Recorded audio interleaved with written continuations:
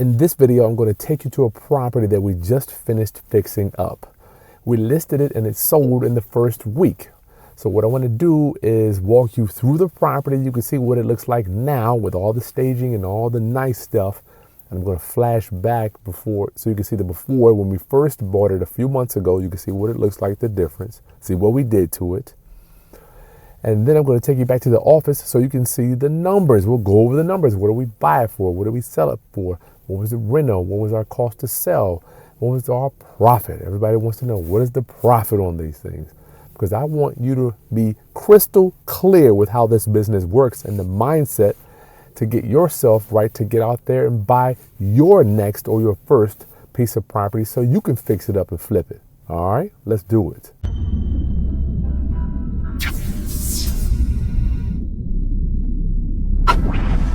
Okay, class, it's Kris Haskins with therealestateroundup.com. My mission and ministry is to raise your financial literacy through real estate investing and entrepreneurship.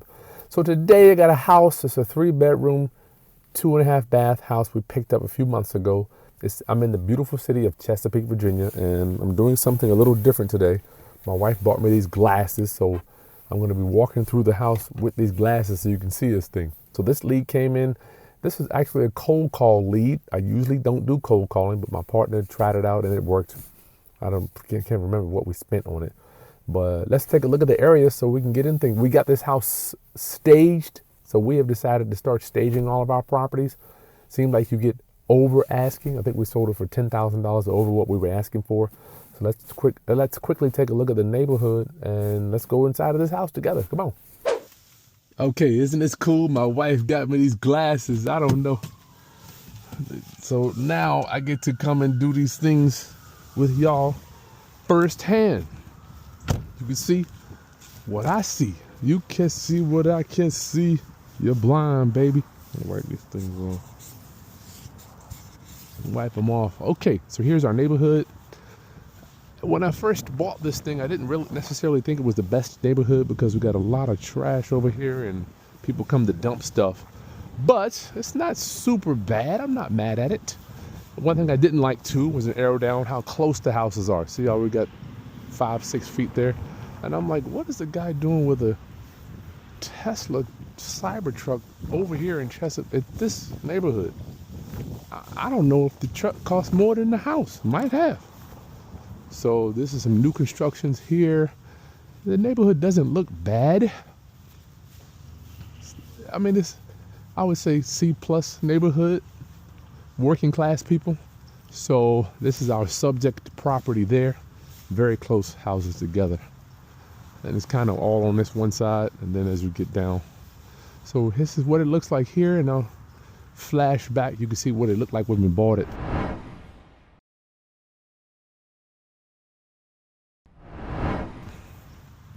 That's sun. I want you to pay close attention. We built this on there because when we first pulled up, it was nasty. The rain, all the elements were going right into the door. So we decided to match it up like everybody else has put. They put little overhangers over the front door. I thought it was a nice touch. So we got black fixtures, y'all. So we got it staged, but the staging people have already come to take the stuff out. We got new flooring. You can see that. Now, we got lucky on this one, y'all. We did not have to replace the cabinets. Same cabinets. Don't they look good? They cleaned them up really good. It's so cool. We got stainless steel appliance package here. But remember, we never, ever give them a refrigerator. We don't do that anymore. Why? Because you could use that as a negotiating tool. I will go over that more in the video. Now we usually use granite, but we put quartz on this so we'll flash it back. You can see what this kitchen looked like before.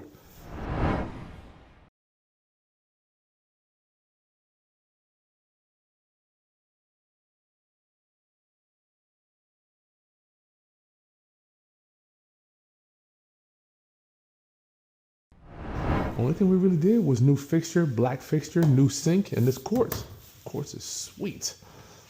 And you can see the staging. One thing about staging, it covers up a lot of imperfections in the property. So I'll give you a nice pan here. And then Aaron, make sure you do a flashback here too so they can see what it looked like.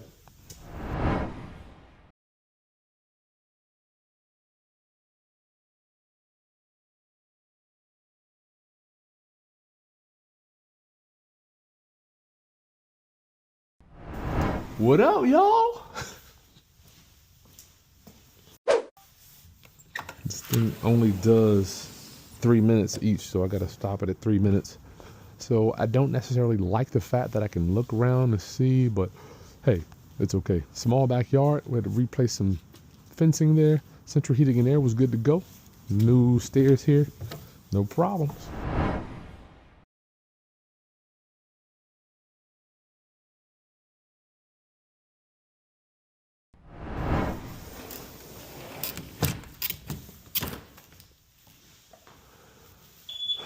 We got new light fixtures here too. So wow, look at that! Isn't that sweet? And Ron does all this black fixtures, black cabinet, black light. Black mirror and black light fixture. Looks good to me. Ron is the man on that stuff. Let's go upstairs and see what we got. New flooring here. And if you guys remember, well, I'll show you. It was so nasty.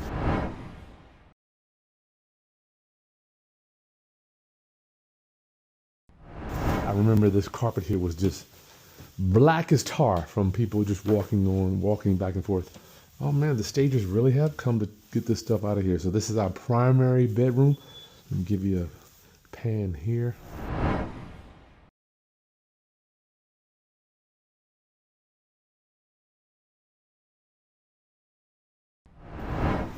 So all this staging will be gone. That's why I wanted to get over here before all the staging was gone. So it looks like we kept our original sink base, but we got new countertop. We got this quartz, new sink, black fixture, black, oh man, black on black. I love it. I love it.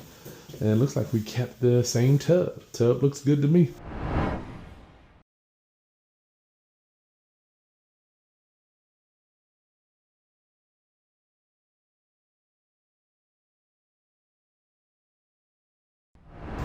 I gotta ask Ron if it doesn't even look like we glazed it. Nope. It looks like the original tub.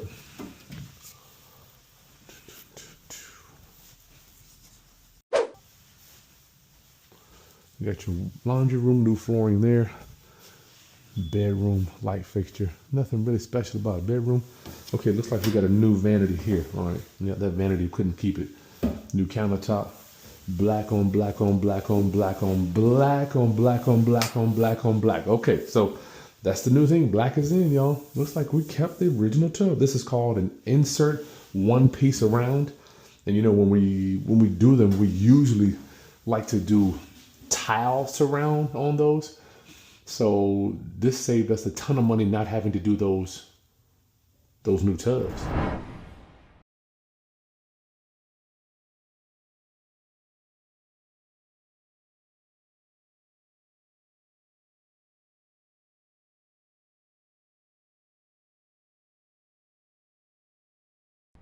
But you cannot do an insert. I don't want to say you cannot, but usually inserts are for new construction because it's hard to get them in the doors.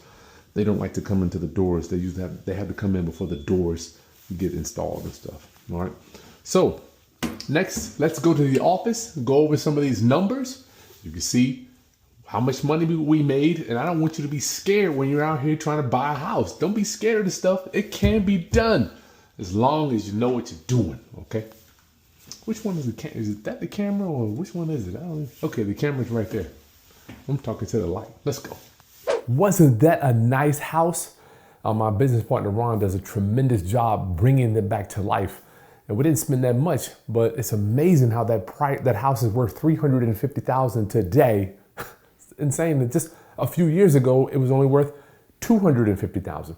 So let's go over the numbers here so you understand exactly how it's broken down. Once again, I don't want to leave anything for question for you. So when you get out there, you can do this stuff on your own. So this is a property flip. The ARV on this is the after repair value.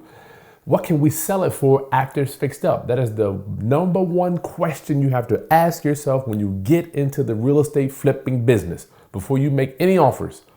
What can I sell it for after it's completely fixed up? So I thought this was going to be $345,000. If you go back to the earlier video, we did a full breakdown. You can see that video right there. Before I bought it, I walked through the whole thing. And in fact, I showed you how we financed it. 345, we ended up selling it for 350, right? The reno on this one, we thought it was going to be 25. Ended up being 27,000. That's still a good day. As you can see, the amount of work we did in there, it looks like we did a lot more than we actually did. Wasn't that bad? Now, here is where most investors get killed, y'all. Please pay close attention here. Hard costs, cost to sell. Matter of fact, say it with me. Hard costs, cost to sell. The number one thing that kills you. Realtor fees. That's right. I said realtor. It's not realtor. Say it with me. Realtor. It's not realtor. There's no such thing as a word. I don't know where we get it from. Well, let's take a moment of silence. Ugh. Realtor fees, 6%. That's $20,000 off the top. Bam. Closing costs. Don't forget, I got to buy it. Cost me $3,000, $3,500 just to buy it. Then I got to pay another $1,000, $1,500 to sell it. So that's like $5,000 right there off the top. Interest. I calculate maybe we're going to spend about $5,000 in interest on this too. Taxes, insurance. Every day you own this property, every single day, real estate taxes are going up and insurance has to be paid just in case it burns down. So that's accruing over time. Just because you don't pay it every day doesn't mean it's not going up. All right. Maintenance. People got to go in when you go sell it. Make sure it's clean. Make sure the place is wiped down. People dirtying it up from the realtor bringing people in and out. Utilities. Somebody's got to pay gas, water, electric. All that stuff has to be paid while you're in the property. And then home inspection. A lot of people don't cover this. Home inspection. Do you know every time we sell a property, the buyer has a home inspector that walks all the way through it, through the attic, through the crawl. They test all the electrical, all the plumbing, all the fixtures to make sure everything works. Now, if there's a problem, guess whose door they're going to be knocking on to get it fixed? That's right, it's going to be your boys. Now, over the past few years, it's kind of changed a little bit because of the little demand in houses. So buyers have really kind of backed off on making sellers do a lot of repairs.